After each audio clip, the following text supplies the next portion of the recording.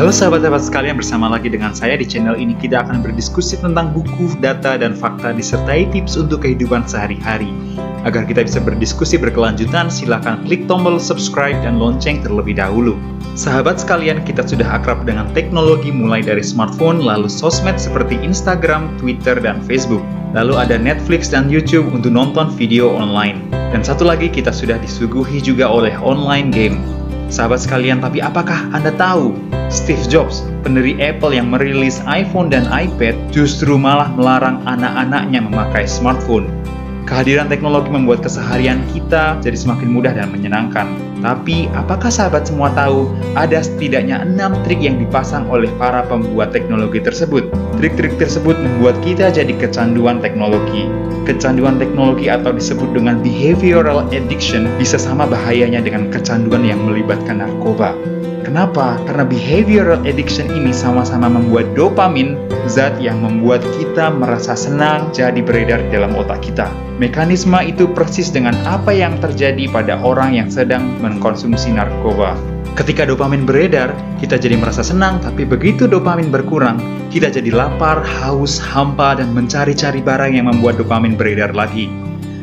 Pengen nyedot ganja lagi, pengen ngobat lagi, dan akhirnya dosis obat terlarang yang bertambah. Siklus itu terus berputar sampai ada orang lain yang membantu berhenti.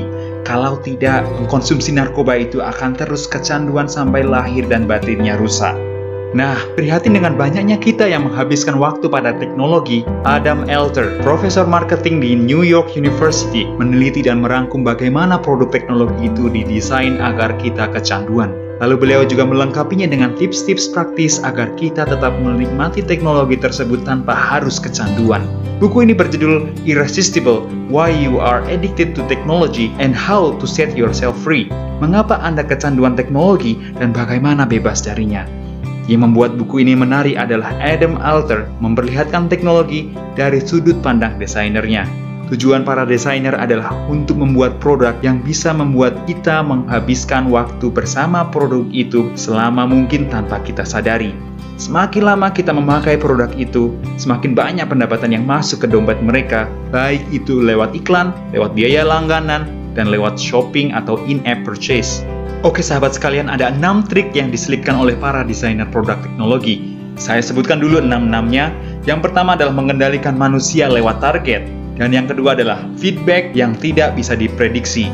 Yang ketiga adalah meningkatnya level atau status.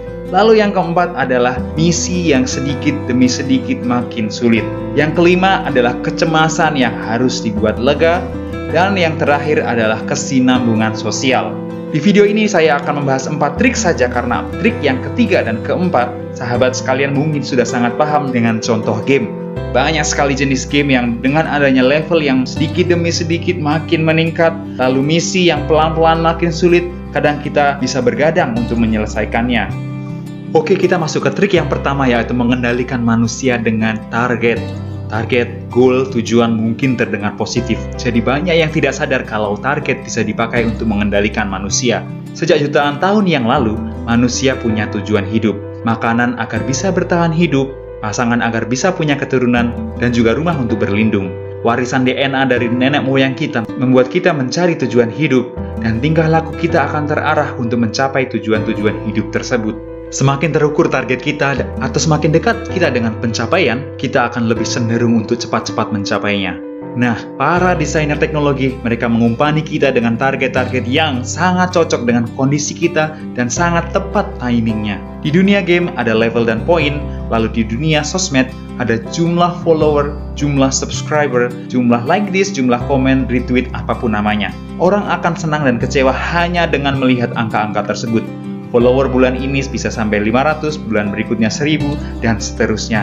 Dan karena angka itu tidak ada batasnya, kita akan merasa selalu kalah. Mencapai target yang memang kita sendiri inginkan bukan hal yang buruk. Tapi tanpa sadar menghabiskan waktu untuk target yang diumpankan oleh orang lain bukan suatu hal yang bijak, kata penulis. Oke sahabat sekalian, berikutnya kita bahas trik berikutnya, yaitu feedback yang tidak bisa terprediksi. Mungkin lebih mudah dipahami dengan contoh, misalnya posting yang bisa dikomentari oleh orang lain, misalnya di Facebook atau di Twitter. Komentar-komentar dan jumlah like this, retweet atau share adalah bukti bahwa kita dihargai.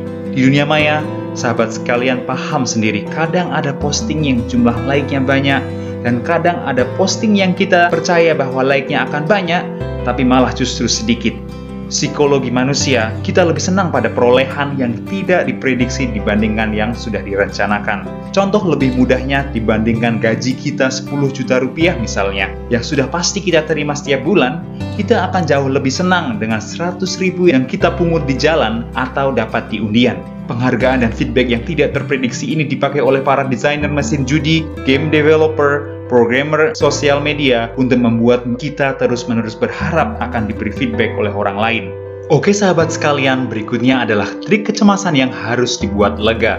Kita tidak suka yang namanya cemas atau gelisah. Dan ketika sumber kecemasan itu hilang, perasaan kita jadi berganti jadi kelegaan. Psikologi manusia ini dimanfaatkan oleh studio produksi serial drama seperti HBO dan juga online video streaming seperti Netflix. Dengar kata Netflix dan HBO, sahabat sekalian mungkin banyak yang langsung paham. Ya, betul sekali.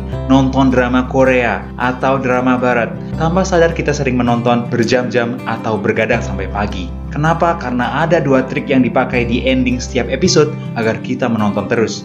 Yang pertama adalah automatic playing, yang defaultnya ketika selesai satu episode berikutnya langsung diputar. Yang kedua adalah ending yang mengambang. Contohnya di ending, tokoh utamanya jadi terdesak hampir mati, atau ternyata orang yang sudah mati masih hidup.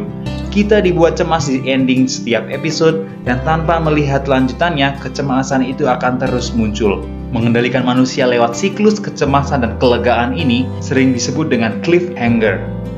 Oke, kita masuk ke trik terakhir yang dipakai oleh para desainer teknologi, yaitu kesinambungan sosial.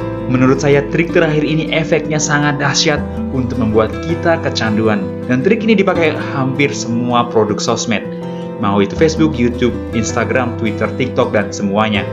Manusia sejak zaman prasejarah punya kecenderungan untuk berhubungan dengan manusia langit. Dan ketika berkelakuan baik dan diakui oleh sukunya, berarti dia akan survive hidup lebih lama. Dan ketika dibuang oleh sukunya dan harus hidup sendiri, artinya dia harus menghadapi ganasnya alam dan ancaman binatang buas sendiri. DNA itu kita warisi beribu-ribu tahun dan para desainer sosmed memanfaatkannya dalam rancangan mereka. Kita ambil contoh aplikasi kamera. Dulu ada aplikasi namanya Hipstamatic, aplikasi smartphone yang membuat hasil jepretan kita seolah seperti profesional. Aplikasi ini dulunya sangat terkenal di Amerika Serikat, namun 10 bulan setelah Hipstamatic, muncullah aplikasi yang sudah kita tahu, yaitu Instagram. Fungsi dan efek-efek yang dipakai oleh Instagram mirip dengan Hipstamatic, namun jumlah user Instagram jauh lebih banyak dan masih dipakai hingga saat ini. Alasannya sudah jelas. Fungsi social networking di Instagram jauh lebih user-friendly. Instagram sangat pandai untuk memanfaatkan insting manusia untuk diakui oleh orang lain. Dan ada orang yang dari awal mengintai akan potensi Instagram tersebut lalu menginvestasi $1 miliar Amerika ke Instagram. Dan orang itu adalah Mark Zuckerberg, sang pendiri Facebook. Mark Zuckerberg dengan Facebooknya adalah orang yang paling paham bahwa manusia sangat mudah kecanduan pada pengakuan orang lain. Dan kecenderungan ini menyimpan potensi bisnis yang sangat luar biasa. Sejak diluncurkan tahun 2004, market valuation dari Facebook sudah masuk ke 10 besar ranking dunia.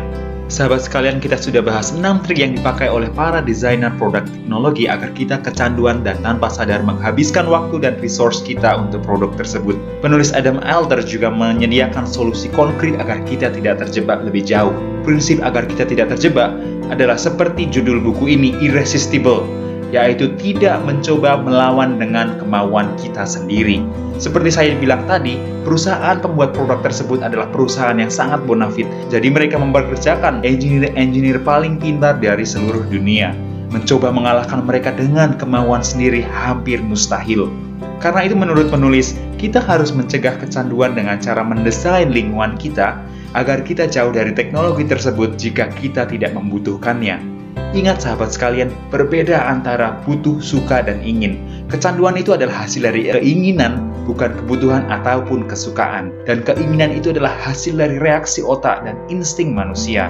Cara konkret untuk mengubah lingkungan ada banyak dipaparkan di buku lainnya juga. Jadi kalau Anda sudah paham bahayanya, silakan Google sendiri. Ada buku khusus yang merangkum trik-trik konkret agar kita bebas dari jeratan teknologi. Misalnya, Make Time, buku yang ditulis oleh mantan karyawan YouTube dan Google.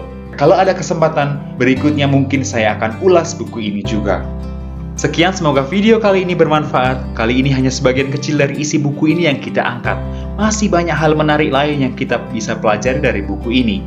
Jadi silahkan sahabat sekalian cari beli buku ini, lalu silahkan sahabat sekalian berkontemplasi tentang cara kita berhubungan dengan teknologi.